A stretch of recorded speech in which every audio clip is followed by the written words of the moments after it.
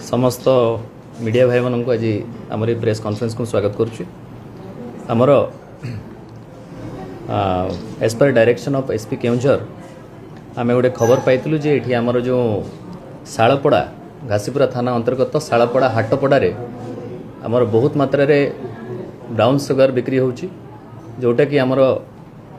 माने अनेक संख्यक लोक सेठु जाइए डेली प्रोक्योर करी आणुचंती। तेणु आम एसडीपीओ आनंदपुर को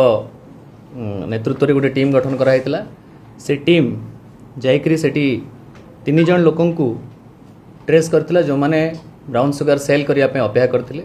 एवं आउ 3 जन जो माने ताको किनिया पई सेठारे अपेक्षा कर रहिथिले। तेणु टोटाल 6 जन को आमर टीम सेठी ट्रेस कला। ट्रेस कर सारा परे तांकर कन्फेशन बेस रे जे अन्य को माने एथिरे इन्वॉल्व अछंती लोकल पेटी ड्रग पेडलर्स जो माने यांकोटू प्रोक्योर करूचंती बा एमान को फाइनेंस करूचंती से आधार रे आमे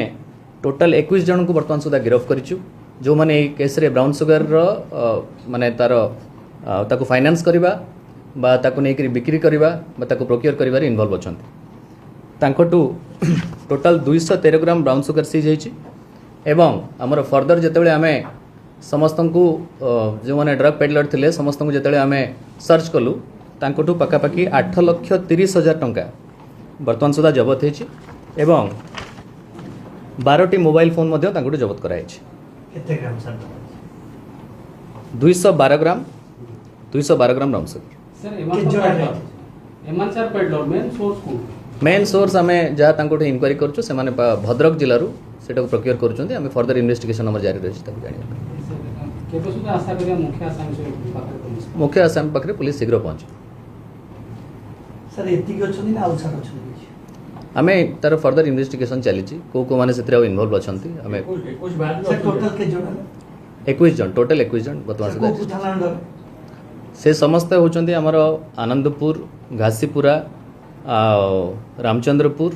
एवं नंदीपदा ये 4टी थाना अंडर आमर यही शालपड़ा एरिया रे होची बोली प्रीवियसली भी पुलिस पाखे इनफॉरमेशन थिला माने जनरल सिटीजन टू आरंभ करी मीडिया पर्सन्स माने भी रिक्वेस्ट करथिले जिनस रे जेठी चालुची बोली तण आमे तार प्रीवियस इनफॉरमेशन नै कि execute as per direction of SP Keonjhar आमे तो एग्जीक्यूट कर। एठिका रोड सेंटर तक शालपड़ा मेन सेंटर तक शालपड़ा। हां